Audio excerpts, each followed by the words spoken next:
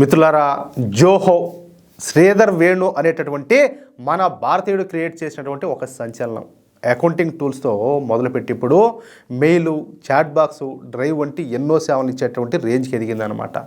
ఒక భారతీయుడిగా ఇది చూసి మనం అంతా సంతోషించాలి కదా, అవునా కాదా? ఎందుకంటే మనం వాడేటివన్నీ యూట్యూబ్ కావచ్చు, లేకపోతే వాట్సాప్, జీమెయిల్, అది ఇది అన్నీ కూడా మన దేశానికి సంబంధించినవి కాదు, అన్నీ విదేశాలకి. అంటే మన డబ్బంతా కూడా వాళ్ళకి ఆటోమేటిక్గా వాళ్ళకి వెళ్ళిపోతుంది. ప్రతి ఒక్క యాప్లో కొన్ని వేల కోట్ల రూపాయలు వాళ్ళు పడగలెత్తుతున్నారు. అది ఇంకా చాలా తక్కువ.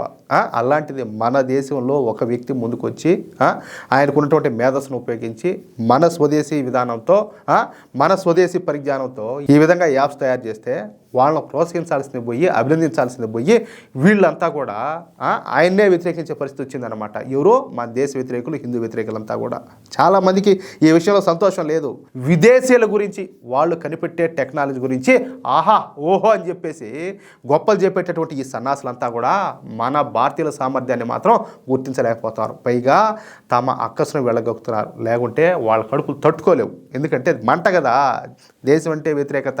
ఎందుకంటే పక్క దేశాలే వీళ్ళకి బాగా అనిపిస్తాయి. ఆ మత పిచ్చి అనేది ఒకటి కాలబట్టి సచ్చి ఉంటుంది. దాంతో కడుపు మంట తట్టుకోలేక అక్కసంతా కూడా వెళ్ళగలుగుతారు. వాట్సాప్కు ప్రత్యామ్నాయంగా వచ్చేటువంటి అరటై, జీమెయిల్కు ప్రత్యామ్నాయంగా వచ్చినటువంటి జోహో, మన దేశం నుంచి వచ్చినటువంటి ఇలాంటి యాప్స్ని ఎంకరేజ్ చేయాల్సినటువంటి బాధ్యత మనకు ఉండదా లేదా? అదొకసారి ఆలోచించండి. పైగా ఏదైనా మాట్లాడితే వాళ్ళు వచ్చేసి బీజేపీ సానుభూతి పరులు, అందుకని బీజేపీ ప్రభుత్వం వాళ్ళు సపోర్ట్ చేస్తుంది, వాళ్ళు ఆర్ఎస్ఎస్ వాళ్ళు, వాళ్ళు ఆర్ఎస్ఎస్ సానుభూతి పరులు అంట. ఈ విధంగా హిందూ వ్యతిరేకతను, భారతీయ వ్యతిరేకతను అంతా కూడా నిర్మోహమాటంగా, సిగ్గు లజ్జ ఏ మాత్రం కూడా లేకుండా బయట పెట్టుకుంటున్నారు. నీకన్ని తెలివితేటలు ఉంటే, మీకు అంత కథ ఉంటే అదేదో మీరే చేయొచ్చు కదా, మరి మీరు ఎందుకు చేయలేకపోతున్నారు? ఎంతసేపటికి మీ పక్కన వాళ్ళ సంకలనం లేకుండా సరిపోయా. నేను చాలా వీడియోలు చూసా. మరో అలాంటప్పుడు మీరు వాట్సాప్ ఎందుకు వాడుతున్నారు, మీరు యూట్యూబ్ ఎందుకు వాడతారు, మీరు అది ఎందుకు వాడతారు, ఇది ఎందుకు వాడతారని చెప్పేసి చాలామంది ఈ మతం మాని గజ్జి కుక్కలన్నీ కూడా చాలా మాటలు మాట్లాడి ఉన్నాయి.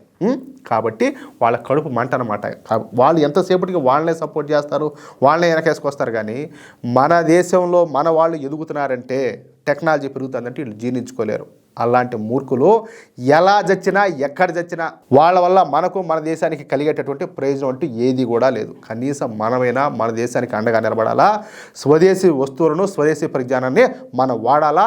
ఈ విధంగా స్వదేశీ యాప్స్ని తయారు చేసే వాళ్ళని మనం ఎంకరేజ్ చేయాలి. అవునా కదా? నేనైతే ఇప్పటికే అరటే యాప్ నేను ఇన్స్టాల్ చేసుకున్నాను. మన న్యూస్ అక్కడ ఛానల్ కూడా దాంట్లో కూడా వస్తుంది. దానికి సంబంధించిన లింకులు కూడా మా ఛానల్లో కూడా నేను పోస్ట్ చేసిన. ప్రతి ఒక్కరు కూడా ఈ స్వదేశీ అనేటటువంటి ఆలోచనతో ముందుకెళ్తే మన దేశం మరింతగా అభివృద్ధి చెందుతుంది. ప్రతి ఒక్కరు కూడా కాస్త జాగ్రత్తగా ఆలోచించండి.